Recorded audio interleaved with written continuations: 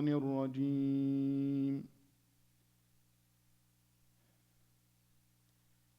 وكذلك بعثناهم ليتساءلوا بينهم قال قائل منهم كم لبثتم قالوا لبثنا يوما أو بعض يوم قالوا ربكم أعلم بما لبثتم فابعثوا أحدكم بورقكم هذه إلى المدينة فلينظر أيها أزكى طعاما فليأتكم برزق منه وليتلطف ولا يشعرن بكم أحدا إنهم إن يظهروا عليكم يرجموكم أو يعيدوكم في ملتهم ولن تفلحوا إذا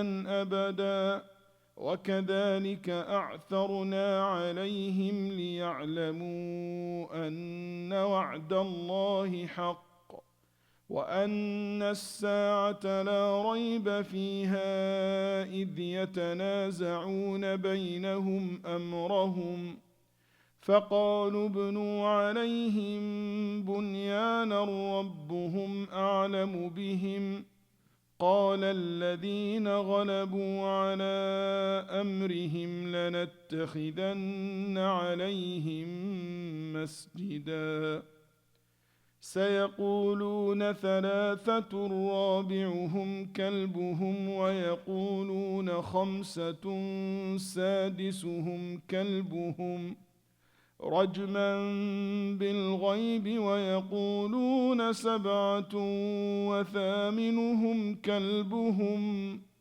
قل ربي أعلم بعدتهم ما يعلمهم إلا قليل فلا تمار فيهم إلا مراء ظاهرا ولا تستفت فيهم منهم أحدا ولا تقولن لشيء إني فاعل ذلك غدا إلا أن يشاء الله واذكر ربك إذا نسيت وقل عسى أن يهديني ربي لأقرب من هذا رشدا ولبثوا في كهفهم 300 سنين وازدادوا 9 قل الله أعلم بما لبثوا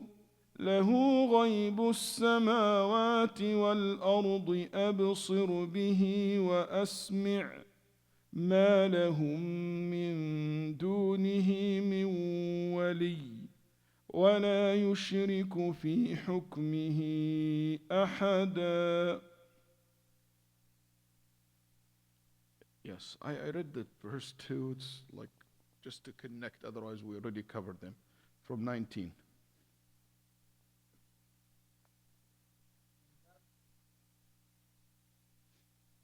Where's Osama?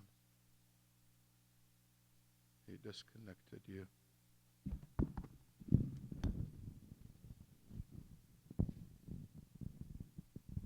You might need to come here.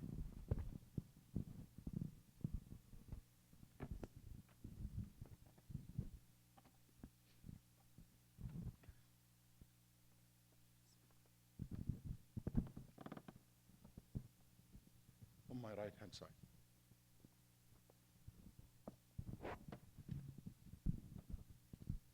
What is Osama?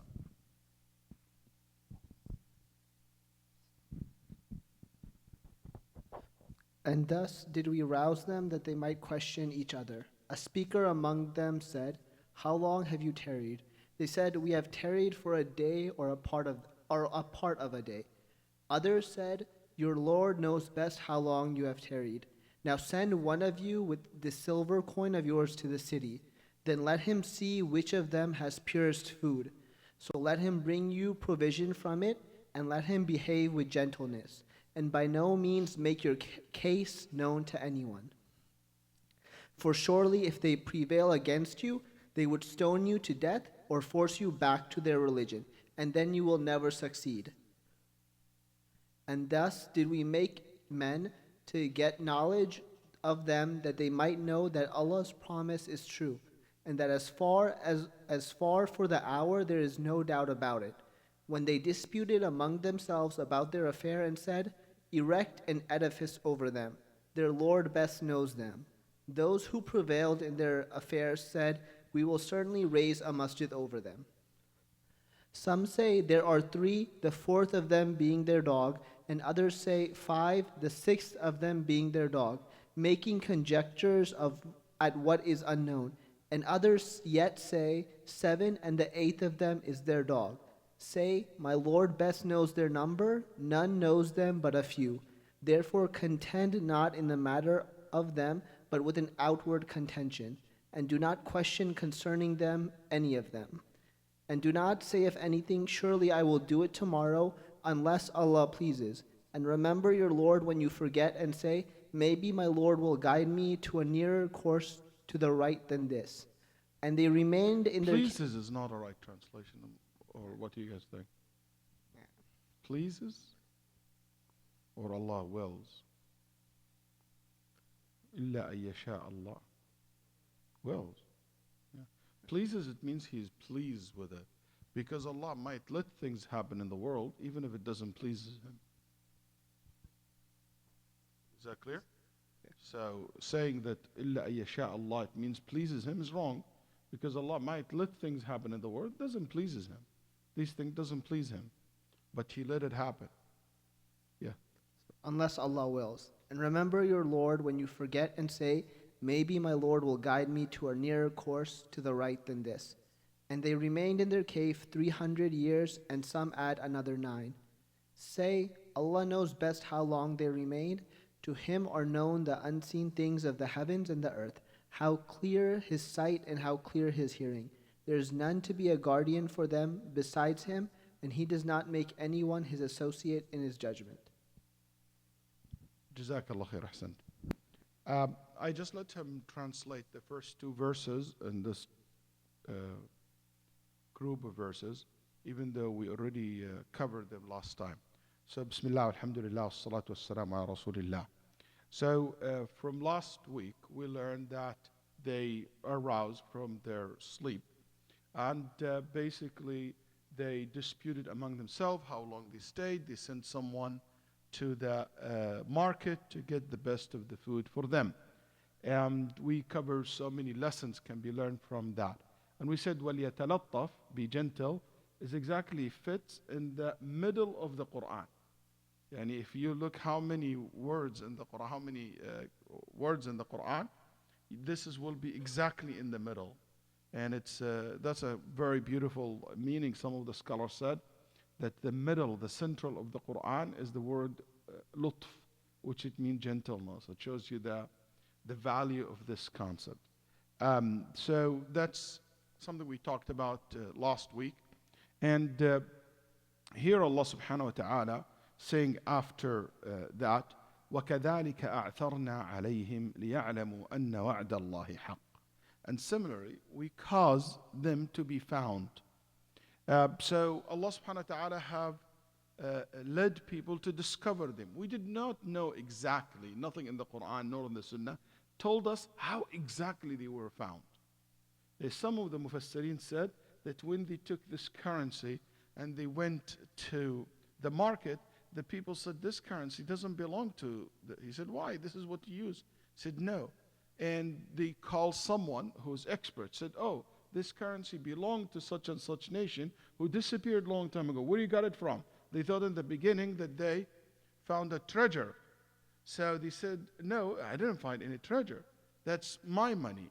So they are confused, and they are confused. Can you imagine time traveler? If you just travel to another place in another time and you start communicating with them. It's a joke someone was telling me in Jordan. They used to have the metal dinar, and they changed that to paper. So they said these guys came from, I'm not going to say where. So they came to Amman, to the capital, and they like sleeping in the bus. So the guys who collect the tickets wake them up, and he said, tickets. So these guys like from village and countryside, so they give him what? The coins that they had it.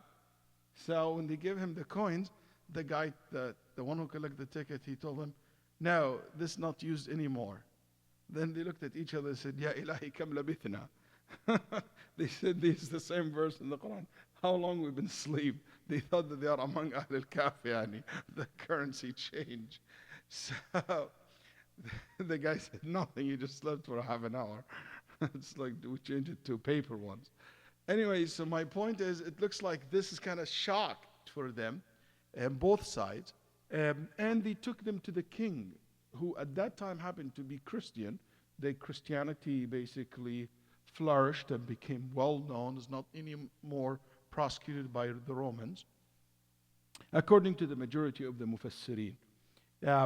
And by the time he went, he told them where they at the cave. By the time this person went back to the cave, all died.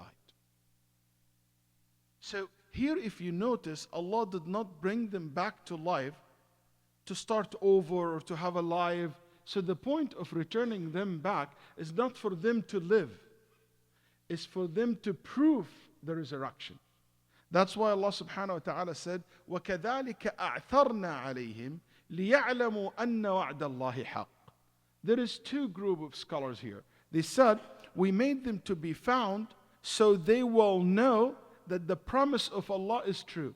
Who would know that Allah's promise is true? Some ulama said that these boys, these basically young men who went to the cave, that they will realize that Allah's promise is true. What could be the promise here?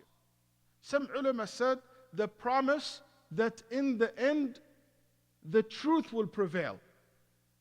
Because they witnessed with their own eyes how the religion that they hide in the cave because nobody believed in it and nobody supporting it, it became popular and became the norm, and the whole entire country changed.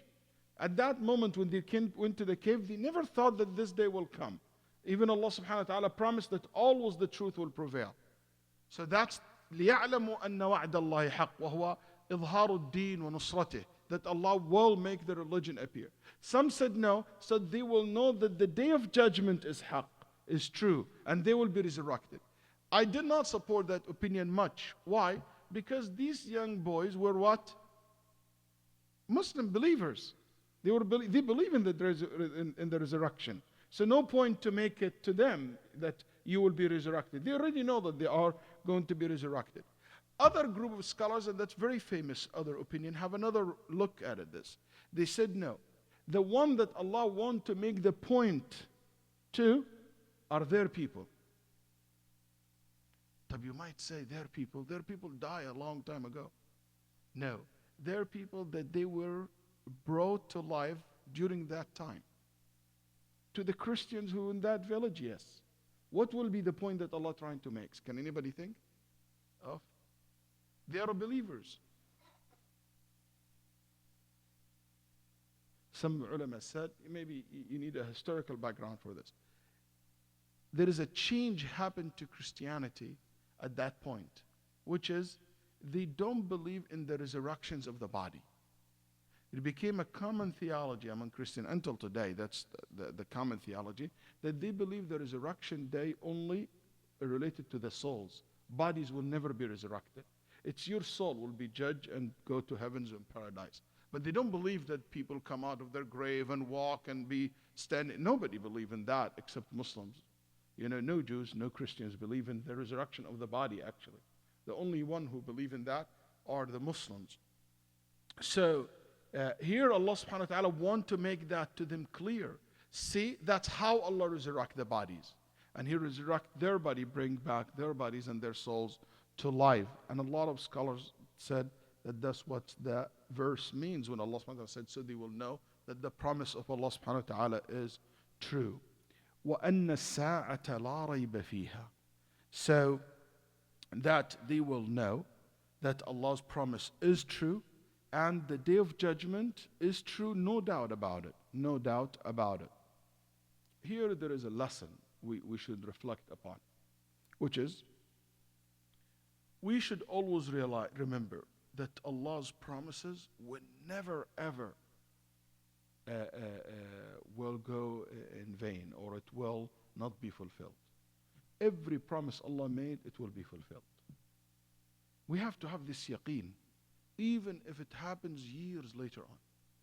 So this promise to this young boy was made, and it happened. So every time that you think of Allah subhanahu wa ta'ala promises, you should always remember that. كتب الله لأغلبن أنا ورسلي. Allah prescribed among Himself that Himself and His Messenger will always prevail. ولقد كتبنا في الزبور من بعد الذكر أن الأرض يرثها عبادي الصالحون. We have written in the Zabur and in the books and the prescriptions that this earth will belong to the righteous. This earth belongs to the righteous, and they are the one who is going to inherit this earth. طاسيم تلك آيات الكتاب المبين نتلو عليك من نبأ موسى وفرعون بالحق لقوم يؤمنون إن فرعون علا في الأرض وجعل أهلها شيعا يستضعف طائفة منهم يذبح أبناءهم ويستحيي نساءهم إنه كان من المفسدين. Allah telling us in these verses in Surah Al-Qasas, in the beginning of Surah Al-Qasas, that Allah subhanahu wa ta'ala telling us this, the story of Musa and Fir'aun. Fir'aun, the one who was a dictator, abuser, abused his power, killed and enslaved the women of Bani Israel, killed their children, did all these evil things. He is among the one who spread corruptions in the earth. But in the other hand, Allah subhanahu wa ta'ala said, وَنُرِيدُ أَن نَّمُنَّ عَلَى الَّذِينَ اسْتُضْعِفُوا فِي الْأَرْضِ وَنَجْعَلَهُمْ أَئِمَّةً وَنَجْعَلَهُمُ الْوَارِثِينَ. But we made a promise to the one who'd been abused, the weak one, that in this life, that Allah subhanahu wa ta'ala will make them the leaders, and they will make them the one who inherit power in earth. In the end of the day, Allah subhanahu wa ta'ala will give them victory over that dictator, which is Fir'aun. If you can imagine that promise was made, can you just imagine yourself in Egypt among Bani Israel? No power, no army, no rights. You don't have even right to speak or to position or anything. Can you imagine someone come to tell you that's what happened? How's that going to happen? Logically, there is nothing really can support that. But Allah subhanahu wa ta'ala has even said more. وَنُرِيدُ أَن نَّمُنَّ عَلَى الَّذِينَ اسْتُضْعِفُوا فِي الْأَرْضِ وَنَجْعَلَهُمْ أَئِمَّةً وَنَجْعَلَهُمُ الْوَارِثِينَ وَنُمَكِّنَ لَهُمْ فِي الْأَرْضِ وَنُرِيَ فِرْعَوْنَ وَهَامَانَ وَجُنُودَهُمَا مِنْهُمْ مَا كَانُوا يَحْذَرُونَ. And we want to let Fir'aun and Haman and his army to see with their own eyes what Allah will do to these children of Israel. And they will see the thing that they're afraid of the most, which is they lose their land, they lose their power, and those people will be victorious. Did Fir'aun see that? Did he see that? Absolutely. He saw them passing the water, and he's drowning. His soldiers saw them been saved, a miracle happened to them, while their army destroyed. They saw that with their own eyes. Not only one or two, وَجُنُودَهُمَا, all their soldiers. SubhanAllah, it's not only one of them or two. All the soldiers experienced that and saw that. See the promise of Allah fulfilled. And listen to this. It doesn't stop here. And the verses goes after that. وَأَوْحَيْنَا إِلَىٰ أُمِّ مُوسَىٰ أَنْ أَرْضِعِيهِ فَإِذَا خِفْتِ عَلَيْهِ فَأَلْقِيهِ فِي الْيَمِّ.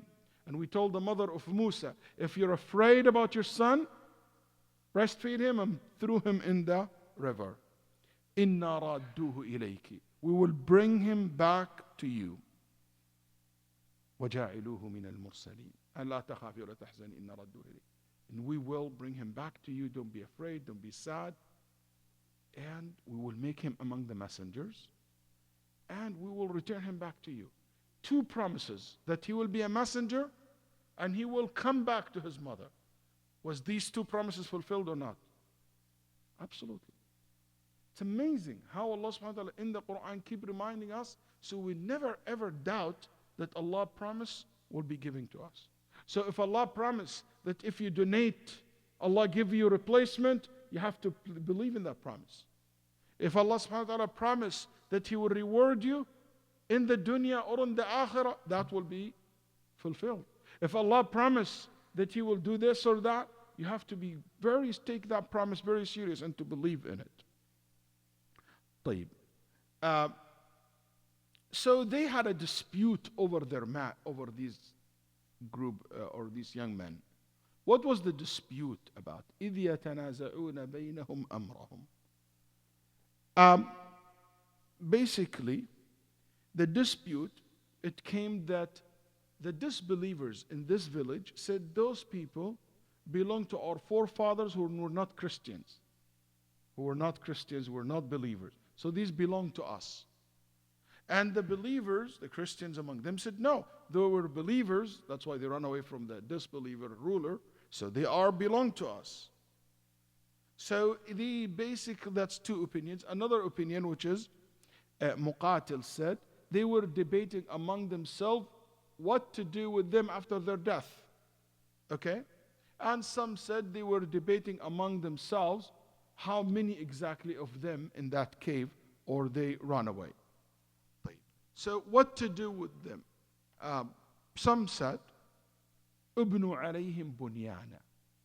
Put or build basically a wall that it will block the cave and let them rest in peace inside that cave, like as if it is their grave. Okay? So that's one of the opinion. Others said no, it should be open, people to see it, to get a reminder, could look at them. So they start debating what to do. قال الذين غلبوا على أمرهم. The people of power, okay, they said construct a building over them. Okay? And that building, let's take it as a masjid, a place of worship. Masjid, not necessarily masjid in our sense today, because this terminology is new. But they said a place where we pray, where we for worship. And here, listen to what Allah said. The people of power among them. قال الذين غلبوا على أمرهم. So those people of power, they said, and when they said because of the power that they have, everybody listened. And they decide to be unified around that opinion. Saying this does not mean that the decision that they arrived to is the right decision or the correct decision. No, but that's what happened, and that's what the people of power thought it's the right thing, and they were wrong. That's why Nabi sallallahu alayhi wasallam said, لعن الله اليهود والنصارى اتخذوا قبور أنبيائهم وصالحيهم مسجدا. Allah curse the Jews and Christians, those who have built mosque on the top of the grave of their prophets or righteous ones. So those among the Jews and Christians who did that, Allah was angry at them because they did not follow the Sharia, the teaching of Musa and Jesus, peace be upon them all. Then the Nabi sallallahu alaihi wasallam yuhadhiru ma fa'alu. And Nabi sallallahu alaihi wasallam mentioned that this happened by some of them to warn us from what they did. So the Prophet said they have built masjids over the graves or over the grave of their prophets and righteous ones. And that's the case here exactly. One of the things that before I go forward to discuss this further, one of the lessons that we learn here, there is a dispute happen. But when a decision made, everybody follow that decision. That's very important lesson for us, especially people on da'wah and community and we live together, we work together, we have to learn that etiquette, that we can debate opinions. But when decision is made, everybody should join, as long as something is not haram, like not this issue here. So for us among ourselves, we need to learn that etiquette, not only to break the unity, but everybody, his opinion has to be fulfilled or to be followed. Shaykhna Shaykh bin Baz once said something I found it very interesting. He said, إذا لم تستطع أن توحد الناس وتجمع كلمتهم فلا تكن سببا في تفريق كلمتهم. If you cannot unify people, just make sure that you don't what? Divide the community. Maybe I cannot unify the community around my opinion, but I make sure that I don't divide the community to rally some with my opinion. Leave. We should not be a divider, a person who divides the community. You should always try to bring them together. If you cannot, just at least don't divide them. Dividing the community is so dangerous.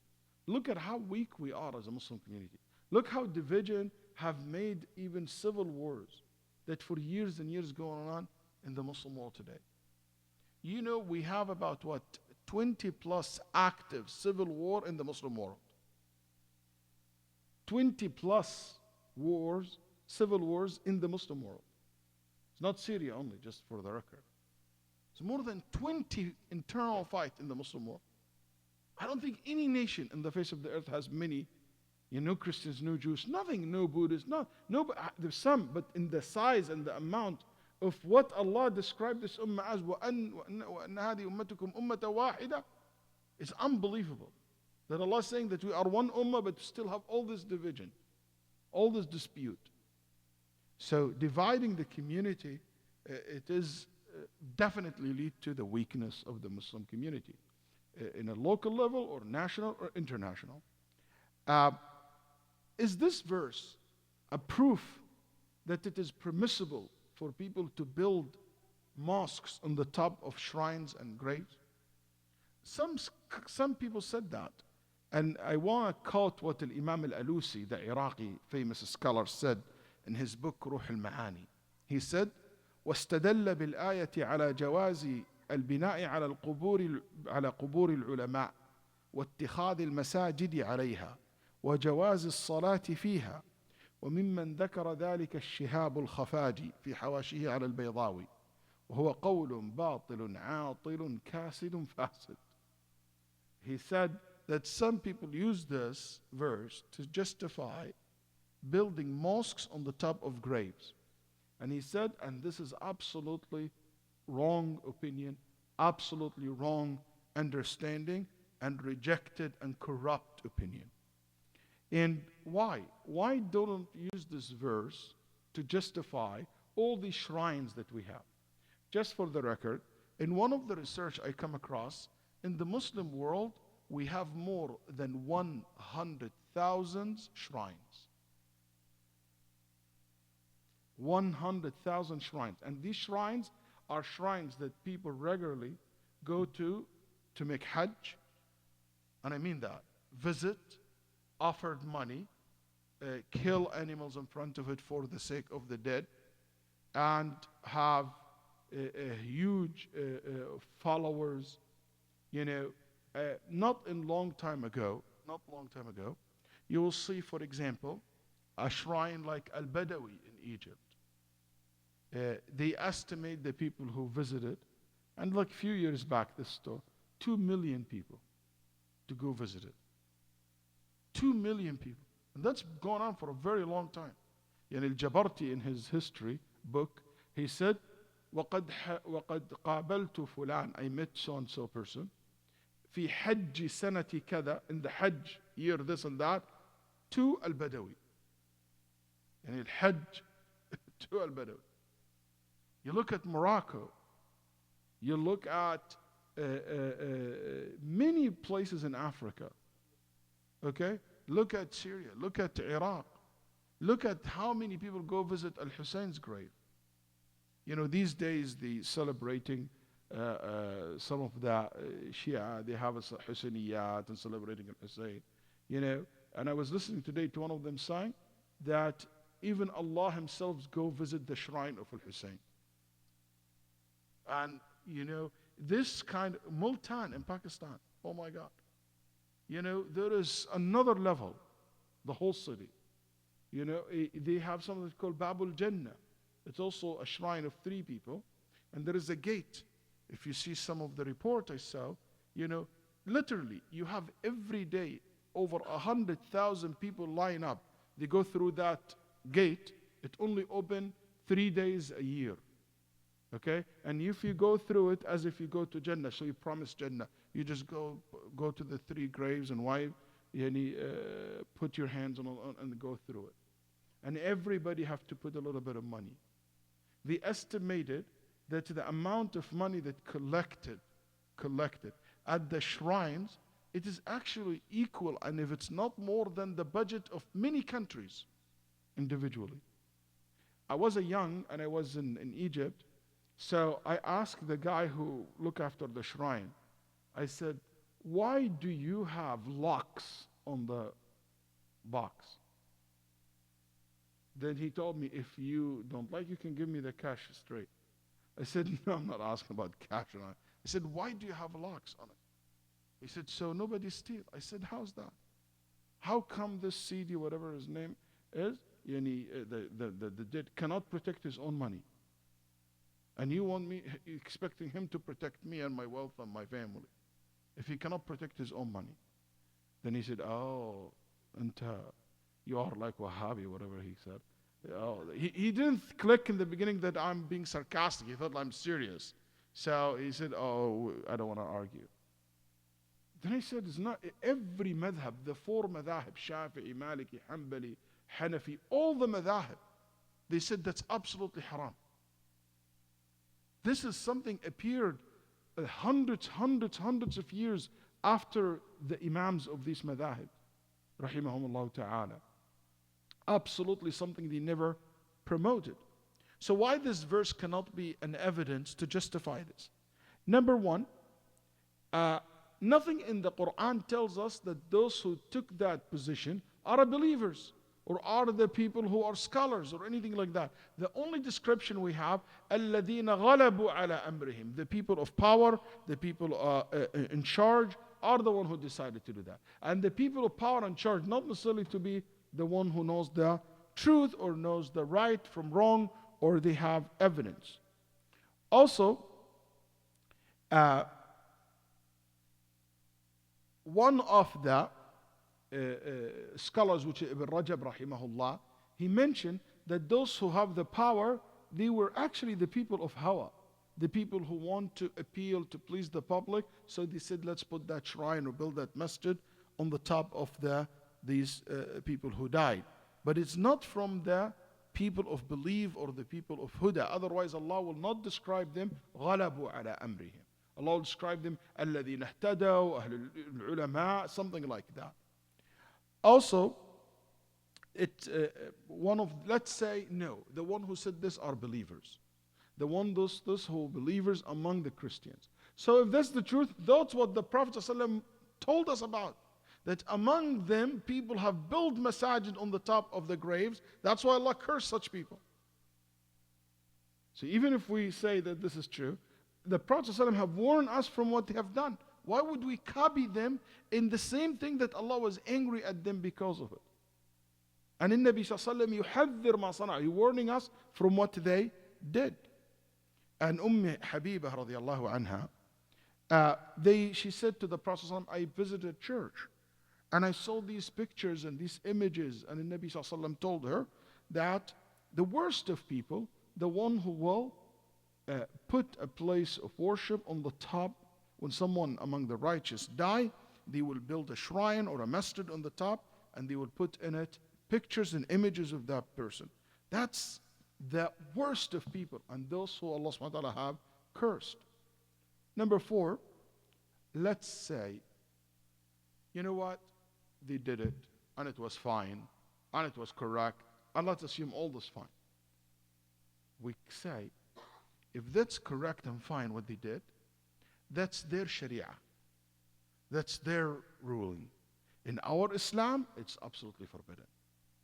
And in Nabi sallallahu alayhi wasallam, very explicitly, he said sallallahu alayhi wasallam at hadith Jundub ibn Abdullah al-Bujali, he said sallallahu alayhi wasallam, 5 days before the Prophet died.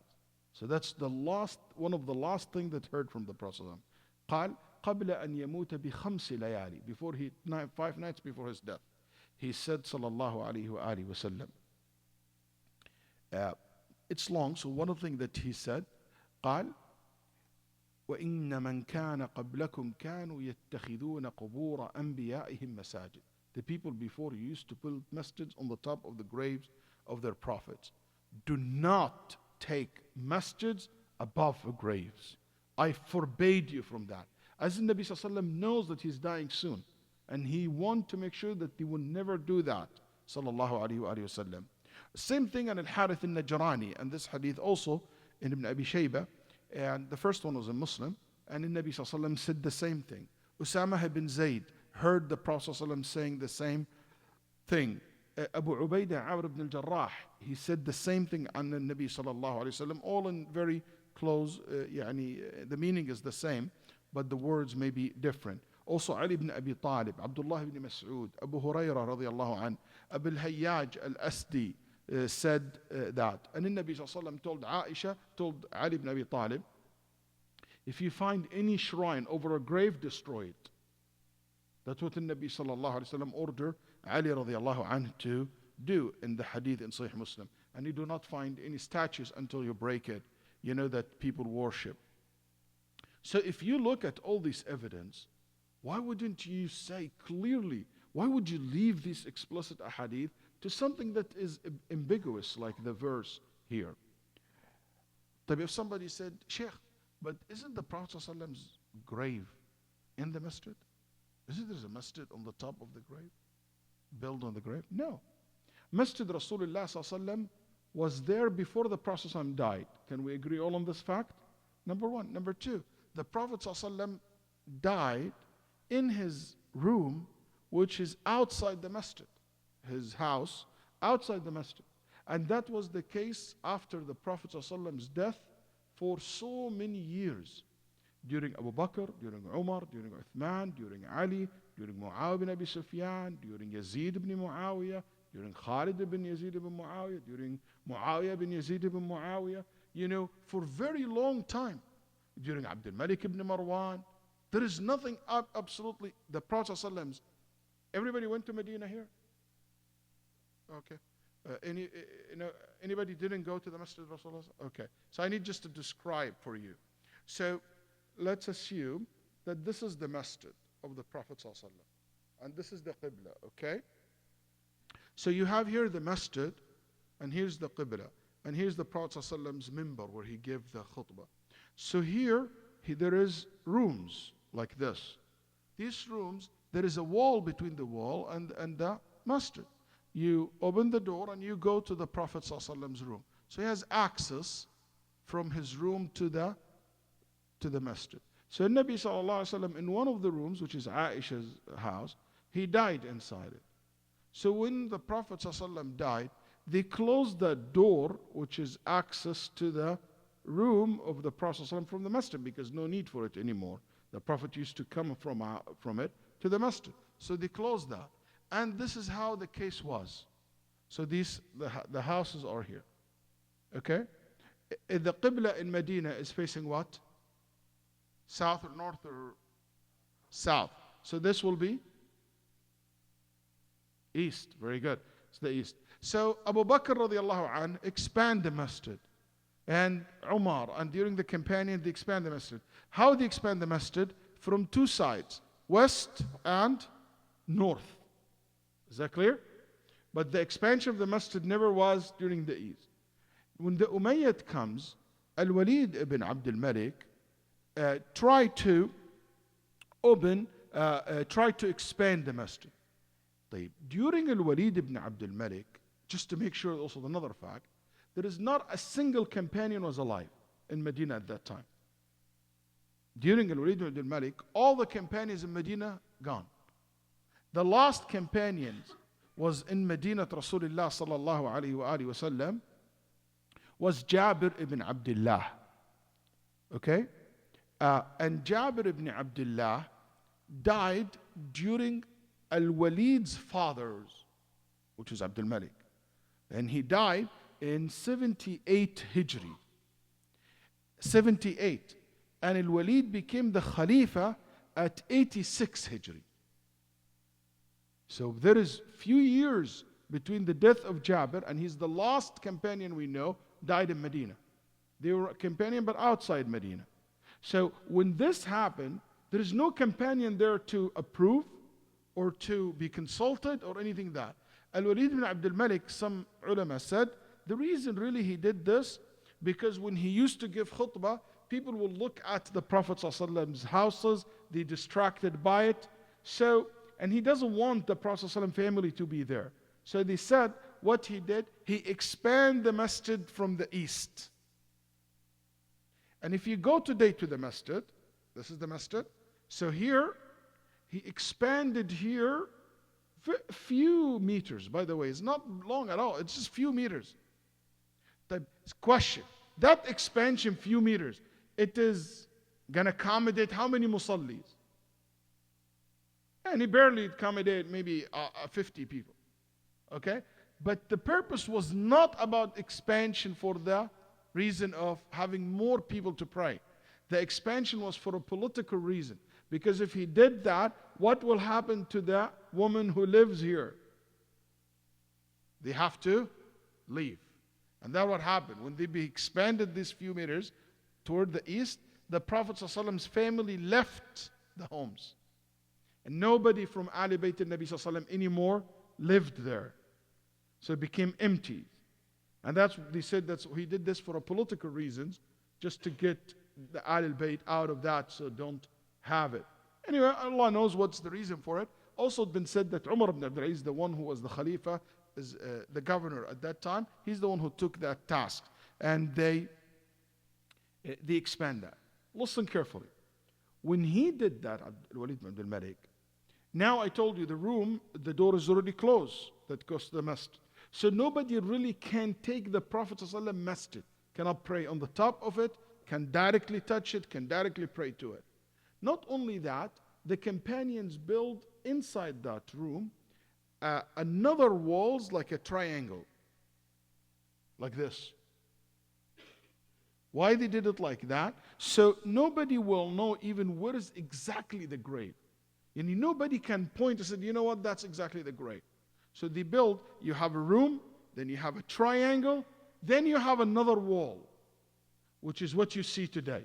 Today when you go to the Masjid al-Nabi Sallallahu Alaihi Wasallam, you're going to find a metal gates. Then behind the metal gates, there is a room like a triangle. Behind this triangle, like a square. مستطيل, what's a مستطيل? Rectangle. Then triangle, okay, inside it. Then Aisha's room. So you have 3 different sets of walls before you reach to the Prophet ﷺ's grave. So nobody actually knows what is exact. You cannot point and say, it's in that place. And between each and every one of them, about the only access to the Prophet ﷺ grave, one access. You know from where? The top. The top, the Prophet ﷺ room where he buried, there is a small kuwa, like a window from the top. Okay? And this window is still until today not covered. If someone happened to go on the dome, that green dome, and you look through it, you will be able to see it inside that room of the Prophet ﷺ. That's the only thing that you have access to that place. But nobody ever entered since the Prophet ﷺ's since after the death of Umar radiallahu anhu arda, or during Zubayr, he completely closed every access to that place. Going back to the point that I'm saying, so even the Prophet ﷺ's grave is not really an evidence for that. Imam Ibn al-Qayyim said, لا يجتمع في دين الإسلام مسجد وقبر.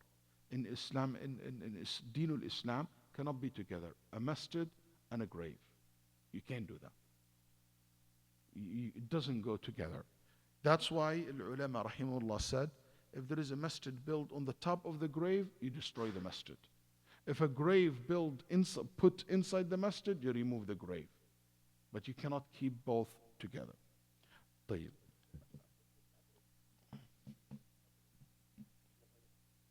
That's not true.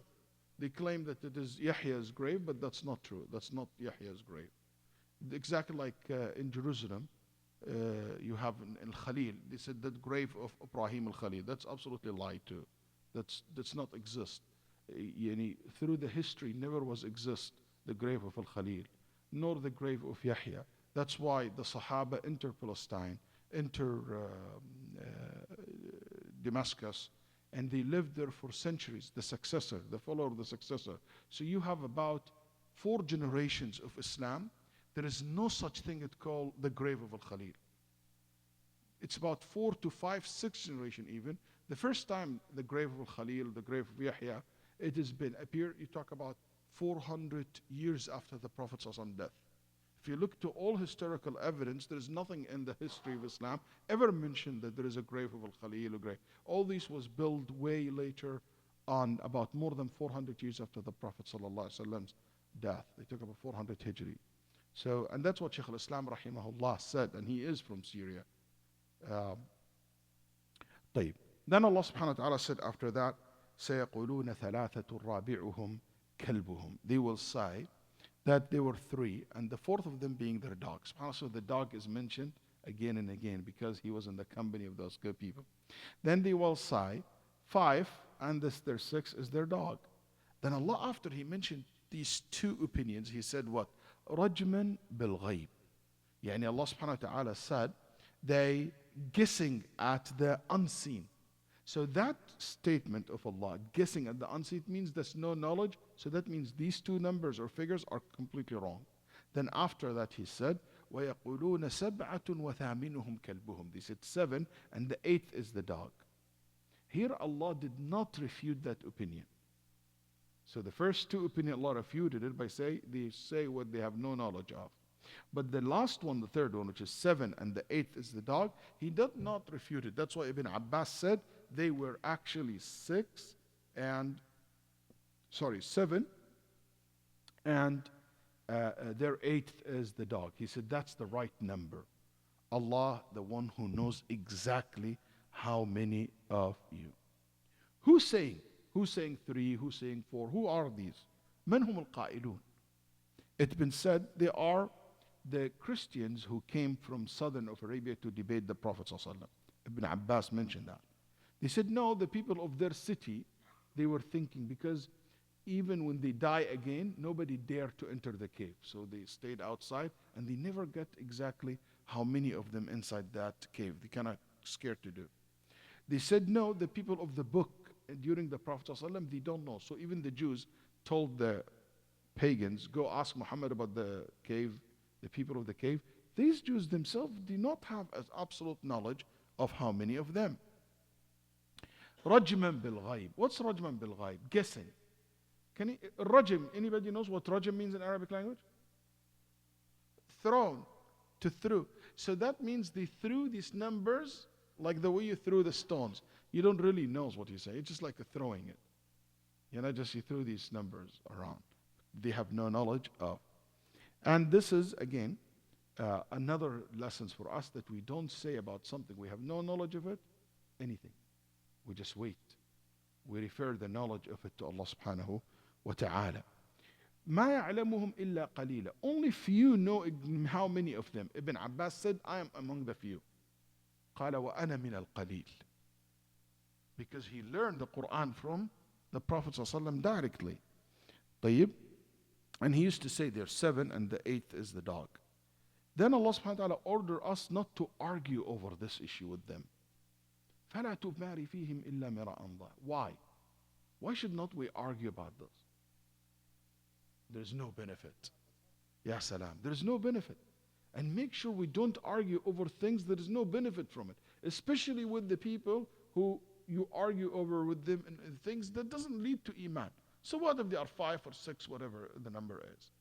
And that's another lesson. We should not argue over things that not benefit us as individual or as a community. And sometimes we do that. We do that in our community in dealing with other people who go over debate over things that is not a priority. You know, one of the things that I learned in my experience in Dawah, when non-Muslims start asking me these questions about polygamy, about about slavery, I always tell them, why would I waste my time in discussing these issues? You know, the main issue is the Tawheed. The main issue is, do you believe in Allah or not? The main issue is, oh, did Muhammad marry Aisha? She was 6 or 9 or 12. I said, let's talk first. Do you believe that Muhammad was a prophet? Let's go back to the basic.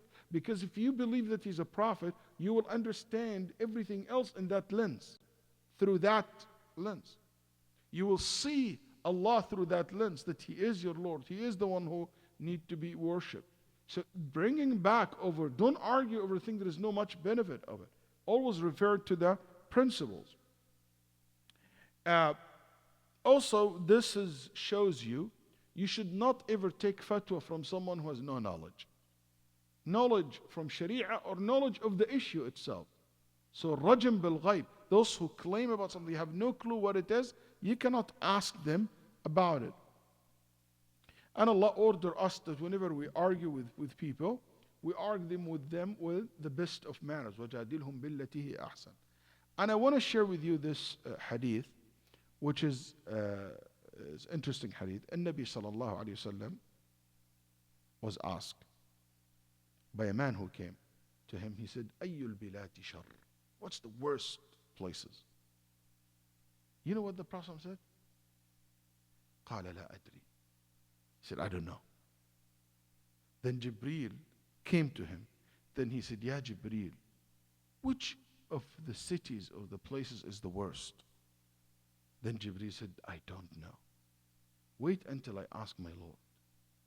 Then Jibreel, after a while, he came back and he said, Ya Muhammad, I asked Allah and I told you I don't know. And he said, Allah told me the worst of places in any city is the markets. قال أسواقها.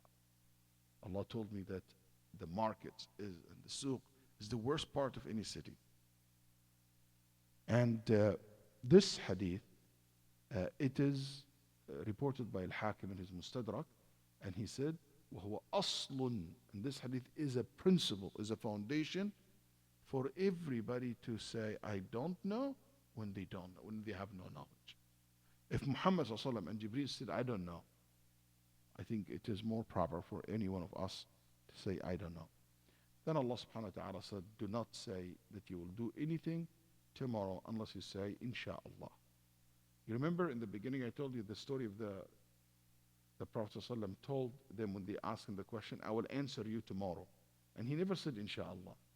So the Prophet ﷺ here been directed to this etiquette that you say Insha'Allah about anything in the future. And I told you before about Insha'Allah that you say it about future, not the past. Don't be like Juha. You know, Juha, he was going to the market with his donkey. He holding the donkey and he was walking to the market. So the people told him, where are you going? He said, I'm going to sell the donkey. He said, okay, say Insha'Allah. He said, why? The donkey with me, the market in front of me, and everybody want donkey. It will be sold. Whatever.